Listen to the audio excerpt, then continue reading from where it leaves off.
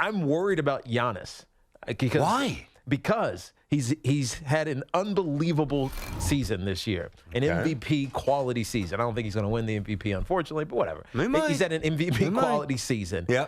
But he works so hard, right? And I think when he plays the Boston Celtics, playing 30 minutes is not going to get it done. No, he's going to be playing 38, 39, exactly. 4-quarter games. Which he hasn't probably done. a 6 or 7 game series. He hasn't done this year, BT. Which is why I'm not worried. He's fresh.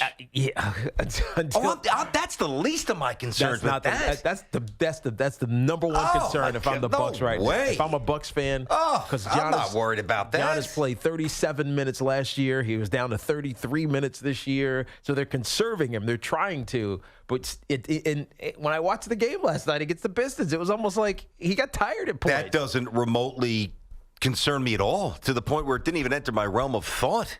As I look at this series, and we hit it yesterday. That, by the way, I don't agree with you, but can you be right? Sure, I guess you could be right. He's a kid. He's in his early 20s. He hasn't been playing big minutes. He's got a freakish body. Cardiovascularly, he's like a marathon runner. And let me ask you this. Does he do more than, say, Steph Curry running off screens and handling the ball? Yeah, but Steph Curry is a smaller player. He's not moving as much body. You know what I mean? But Giannis actually is doing as much as Steph. Seriously, the way he moves and his aggression and the physicality, he bangs into guys to make baskets, it's exhausting over the course of a game. How many open dunks does he get?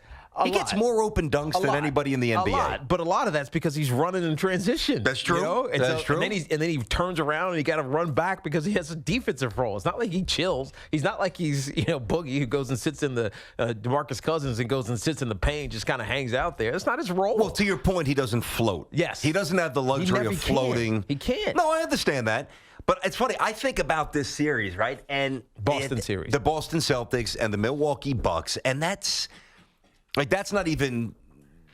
thousands of miles off my radar. That's right at the top of my radar. Because the team that has experience playing in the postseason and a postseason superstar in Kyrie Irving and not LaMarcus Aldridge, not Tatum, Jaylen Brown, Al Horford's been around a long time. Marcus Smart's on the treadmill working out. So they have experience at this point. The Bucks don't. And there's an adrenaline dump that happens when you're young and you're making you're advancing. And I can see this game one getting out of hand and maybe carrying over. Stop. I'm just telling you, BT. Stop. It's something that just sits in the back of my mind that I noticed last night. Because Giannis looked like he was tired. He only played 30 minutes, BT. Which is why he shouldn't be tired. But he looked like he was at times. Well, what was he like this at the free throw? Hold on. Yes. Yes. BT, exactly that. I swear to you. What are you saying? I swear to you, there were points in the game where Giannis is bent over, catching his breath. Now, it's because he was going in longer spurts, right? He wanted to close this game out. He usually goes in 6.5, 7-minute spurts. He was going 8.5-minute spurts at a time, but he works on both ends, man. I understand that. He's 24 years old. Okay. Whatever he is. Okay. I'm just telling you. He's 24. And he's not little. He's 240 pounds. But he's not little. You make it seem like it's Rick Mahorn trying to truck up and down the court. Let me tell you something. And again, fatigue, if that's why they lose, okay. I'll tip my imaginary cap to you. If fatigue is what we're worried about with the Bucks, then we have no reason to watch this series. No, you got to watch the series because it's going to be interesting. He might be the most finely tuned athlete in the NBA. You think? He might be. I don't think so. I mean, in terms of body fat, in terms of cardiovascular stuff, in terms of hops, in terms of point A to point B sprinting speed. What's more important to me is how does Chris Middleton, how does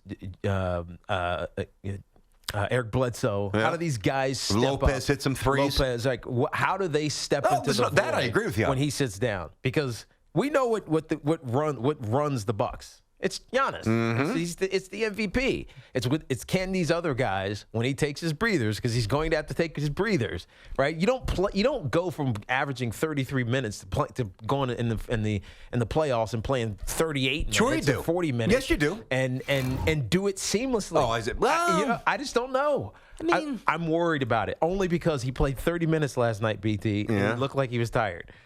I'm just telling you. I tell you what, man, we've done a lot of shows together, right? I mean, 6 years now. Yeah. Of all the all the opening segments we've had, And we've had some disagreements. I couldn't disagree. Like, what are you telling me here? He's going to get tired? No, I don't know. Giannis is going to get tired? I'm worried that he might get tired. I think you're nuts. You're nuts. Tired. There's more stars out there for the Boston Celtics. There's more experience for the Boston Celtics. Those are different conversations, though. I agree. We want to talk depth, deployment. Depth is exactly what I'm talking about. Yeah, I mean, he's going to play. I don't know. I mean, what is he, Mike? What is his game? I can't believe I'm going to even ask this question. What was his game log from last year's playoffs? Like, did he have? I don't even definitely remember. played some 36, 38. He's going to have to. What? Let me ask you this. How is James Harden not tired? Because James Harden is probably the most finely tuned athlete in the NBA. You really think so? Well, there's no doubt about it, BT. He takes half the time off on defense. No, he doesn't. Not like he used to. James but Harden is moving fast, even though he looks like he's moving slow. Trust me. You can just watch him. All of a sudden, he's at the rim, and you're like, wait, how the hell did you get to the rim? You know what I mean? James Harden moves fast, and he plays 38 minutes, and he knocks down shots for the entirety of the 38 minutes. I'm just telling you, James Harden is older. He's more experienced. Giannis Antetokounmpo is not. He's young. He's 24 years old. He hasn't been to the stage. There's an adrenaline that's going to happen. All right, here's what bothers me about this. I'm just worried Okay. about the Bucks if Giannis can't go 38 minutes. But what do you think he's going to say, Bud? I can't play? No, you I mean think just like the efficiency drops off? Yeah, exactly. So let me ask you this though, and this is what bothers me about this because I want to if you're write the Celtics. Why? That's exactly what my game plan is. Wear this dude out. Okay, fair. I want an answer here, and I don't think we'll get an answer because we can't necessarily 100% attribute inefficiency to fatigue. Sometimes you just miss shots. True. So, like, if we're sitting here 3 games into the series and Giannis is shooting 38%, you're telling me he's tired. Well, I can't necessarily say that you're wrong. I could just say you look at the efficiency from start to finish. You just follow it. It's a curve, right? Did he start hot or did he start cold? And then, who do you think is going to win the series? Who do you like? I want to say the Bucks. Because I love the Bucks. They got a former Wahoo on the squad, who I think is going to come back from this in this Boston series, this round 2 series, and Malcolm Brogdon. Yeah. But experience matters. Okay. I think Boston might find a way to win this series. All right.